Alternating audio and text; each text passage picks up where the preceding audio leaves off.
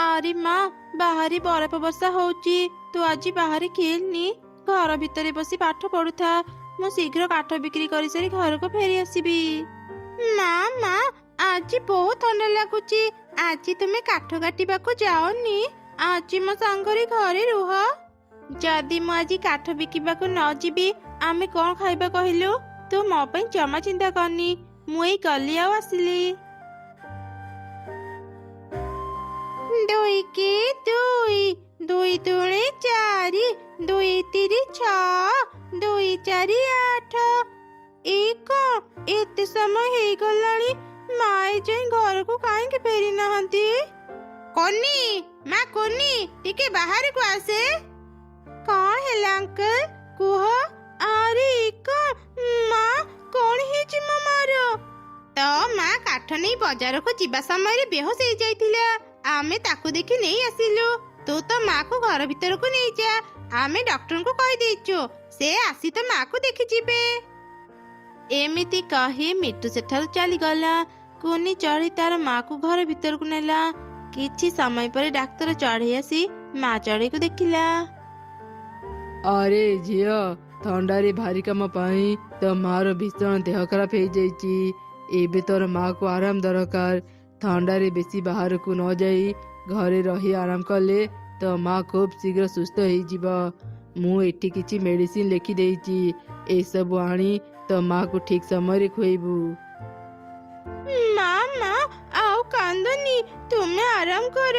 ଆରାମ କଲେ ତୁମେ ଖୁବ୍ ଶୀଘ୍ର ସୁସ୍ଥ ହେଇଯିବ।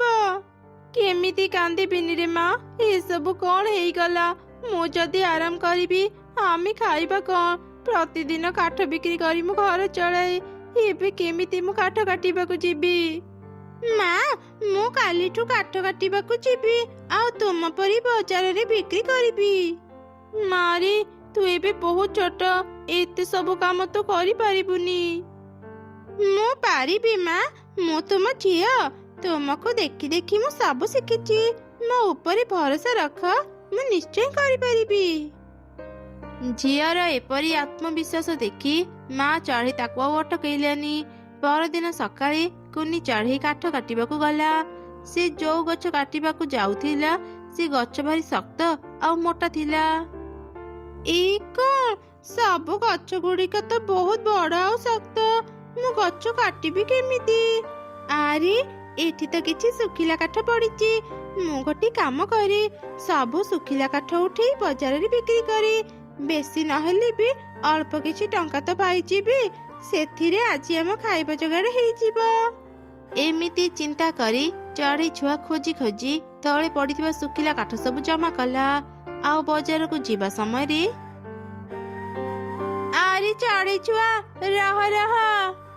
କଣ ହେଲା ଆଣ୍ଟି, ମତେ ଡାକିଲ? ଆରେ ଚଢ଼େଇ ଛୁଆ, ତୁ କଣ ଶୁଖିଲା କାଠ ବିକିବାକୁ ଯାଉଛୁ? ଆଜି ନିଆଁ ଜଳେଇବା ପାଇଁ ମୋ ଘରେ ଗୋଟେ ବି କାଠ ନାହିଁ। ତୁ ଯଦି ମତେ ଶୁଖିଲା କାଠ ଦେବୁ, ମୁଁ ତତେ 100 ଟଙ୍କା ଦେବି। ହଁ ହଁ ଆଣ୍ଟି, ମୁଁ ଶୁଖିଲା କାଠ ବିକିବାକୁ ନେଉଥିଲି। ଏଇ ନିଅ। ଶୁଣ ଚଢ଼େଇ ଛୁଆ, ତୁ ଯଦି ସବୁଦିନ ମତେ ଏମିତି ଶୁଖିଲା କାଠ ଆଣିଦେବୁ, ମୁଁ ତତେ ସବୁଦିନ 100 ଟଙ୍କା ଦେବି। 100 ଟଙ୍କା? ସେମିତି ହେଲେ ତ ମାର ଔଷଧ ସହ ଖାଇବା ଯୋଗାଡ଼ ବି ହେଇଯିବ। ଠିକ ଅଛି ଆଣ୍ଟି, ମୁଁ ପ୍ରତିଦିନ ତୁମକୁ ଶୁଖିଲା କାଠ ଆଣିଦେବି। ତାପରେ ଚଢ଼େଇ ଛୁଆ ବଜାରକୁ ଯାଇ ତା ମା ପାଇଁ ଔଷଧ ଆଉ କିଛି ଖାଇବା ଧରି ଘରକୁ ଗଲା। ଏହିପରି କିଛି ଦିନ ବିତିଗଲା।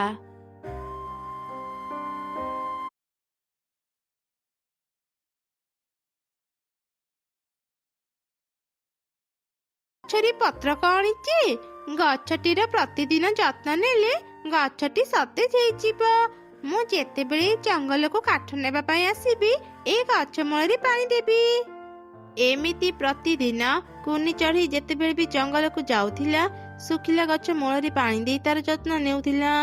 ଧୀରେ ଧୀରେ ଗଛଟି ସତେଜ ହେଇଗଲା। ସେ ଗଛଟି ବହୁତ ସୁନ୍ଦର ଦେଖାଗଲା। ଆରେ ବାଃ, କିଛି ଦିନରେ ହିଁ ଗଛଟି କେତେ ସତେଜ ଆଉ ସୁନ୍ଦର ହେଇଗଲା। ଆଜି ଅନେକ ଡେରି ହେଲାଣି, ଯାଏ ଆଗ କିଛି ଶୁଖିଲା କାଠ ନେଇ ଆସେ, ତାପରେ ଗଛ ମୂଳରେ ପାଣି ଦେବି।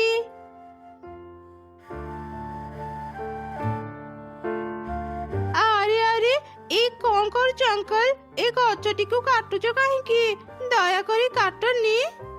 ମୁଁ ଏ ଗଛ କାଟିକି ନେଲେ ବଜାରରେ ବିକ୍ରି କରି ମୋ ପାଇଁ ଖାଇବା କିଣିବି। ତୁ ମୋ ସାମ୍ନାରୁ ହଟିଯା। ଅଙ୍କଲ, ମୁଁ ପ୍ରତିଦିନ ଏଇ ଗଛରେ ପାଣି ଦେଇ ତାର ଯତ୍ନ ନିଏ। ଆଗରୁ ଏ ଗଛଟି ଶୁଖିଲା ଥିଲା, ଏବେ ଏବେ ପତ୍ର ଆସିଛି। ପ୍ଲିଜ ଅଙ୍କଲ, ଏ ଗଛଟିକୁ କାଟନି। ଆଚ୍ଛା ଠିକ ଅଛି, ମୁଁ ଏ ଗଛ କାଟିବିନି। ତୁ ମତେ ତା ବଦଳରେ 100 ଟଙ୍କା ଦେ, ମୁଁ ଚାଲିଯିବି। ଅଙ୍କଲ, ମୋ ପାଖରେ ଏତେ ଟଙ୍କା ନାହିଁ। ତୋ ପାଖରେ ଶୁଖିଲା କାଠ ତ ଅଛି, ଏସବୁ ବିକ୍ରି କଲେ 100 ଟଙ୍କା ମିଳିଯିବ। ତୁ ଯଦି ମତେ ତୋର ସବୁ ଶୁଖିଲା କାଠ ଦେଇଦେବୁ, ମୁଁ ଗଛ କାଟିବିନି, ନହେଲେ ତୁ ଏଠୁ ଯା। ଏମିତି ଶୁଣି କୁନି ଚଢ଼େଇ କାଉକୁ ତାର ସବୁ ଶୁଖିଲା କାଠ ଦେଇଦେଲା। ସେ ମନ ଦୁଃଖରେ ଗଛ ତଳେ ଛିଡ଼ା ହେଇଥିଲା। ହଠାତ୍ ସେ ଗଛଟି କଥା କହିଲା। ଚଢ଼େଇ ଛୁଆ, ତତେ ବହୁତ ବହୁତ ଧନ୍ୟବାଦ। ଆଜି ତୋ ପାଇଁ ମୋ ଜୀବନ ରକ୍ଷା ହେଲା। କଣ ତୁମେ କଥା କହିପାରୁଛ? ହଁ, ମୁଁ ଗୋଟେ ଜାଦୁର ଗଛ, ସେଥିପାଇଁ କଥା କହିପାରୁଛି। ଥରେ ମୁଁ ଗୋଟେ ତାନ୍ତ୍ରିକ ମାଙ୍କ ସହ ଖରାପ ବ୍ୟବହାର କରିଥିଲି। ସେ ମତେ ଅଭିଶାପ ଦେଇ ଶୁଖିଲା ଗଛ କରିଦେଇଥିଲେ। ସେ କହିଥିଲେ କେହି ଜଣେ ନିଃସ୍ୱାର୍ଥପର ହେଇ ମୋର ଯତ୍ନ ନେଲେ ମୁଁ ମୋ ଯାଦୁ ଶକ୍ତି ଫେରି ପାଇବି। ତୁ ମତେ ପାଣି ଦେଇ ସତେଜ କଲୁ, ଆଉ ଯେତେବେଳେ ମୋ ଜୀବନ ରକ୍ଷା କଲୁ, ମୁଁ ମୋ ଯାଦୁ ଶକ୍ତି ଫେରି ପାଇଲି। ମୁଁ ତ ବିଷୟରେ ସବୁ ଜାଣି ଚଢ଼େଇ ଛୁଆ, ମୁଁ ଏବେ ତତେ ସାହାଯ୍ୟ କରିବି। ଏଇ ବଇଁଶୀକୁ ନେଇ ତ ଘର ବାହାରେ ବଜେଇବୁ, ଆକାଶରୁ ଅନେକ ଟଙ୍କା ଖସିବ। ସେଇ ଟଙ୍କାରେ ତୁ ତ ମାର ଚିକିତ୍ସା କରିବୁ। କେବଳ ଗୋଟେ କଥା ମନେ ରଖିବୁ, ଏ ବଇଁଶୀକୁ ଦିନରେ କେବଳ ଥରେ ହିଁ ବଜେଇବୁ। ଦ୍ୱିତୀୟ ଥର ବଜେଇଲେ ତୋର କ୍ଷତି ହେବ। ତୁମକୁ ବହୁତ ବହୁତ ଧନ୍ୟବାଦ ଦୟାଳୁ ଗଛ। ମୁଁ କଥା ଦେଉଛି, ମୁଁ କେବେ ବି ଲୋଭ କରିବିନି। କେବଳ ମୋ ମାର ଚିକିତ୍ସା କରିବି, ଆଉ ଗୋଟେ ବ୍ୟବସାୟ ଆରମ୍ଭ କରିବି। ଏମିତି ଧନ୍ୟବାଦ ଦେଇ ଚଢ଼େଇ ଛୁଆ ବଇଁଶୀ ଧରି ଘରକୁ ଫେରିଲା, ଆଉ ବଇଁଶୀ ବଜେଇଲା। ସଙ୍ଗେ ସଙ୍ଗେ ଆକାଶରୁ ଅନେକ ଗୁଡ଼ିଏ ଟଙ୍କା ଖସିଲା। ସେ ଟଙ୍କାରେ ଚଢ଼େଇ ଛୁଆ ତା ମାର ଚିକିତ୍ସା କଲା, ଆଉ କିଛି ଦିନରେ ହିଁ ମା ଚଢ଼େଇ ସୁସ୍ଥ ହେଇଗଲା। ଏଇ ସବୁ ତୁ କେମିତି କରୁଛୁ ରେ ମା?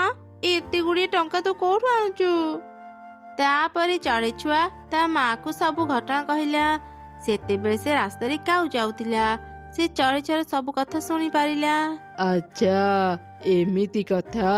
ସେଥିପାଇଁ ସେଦିନ ଚଢ଼େଇ ଛୁଆ ମତେ ଗଛ ନ କାଟିବା ପାଇଁ ଏମିତି ବିକଳ ହେଉଥିଲା।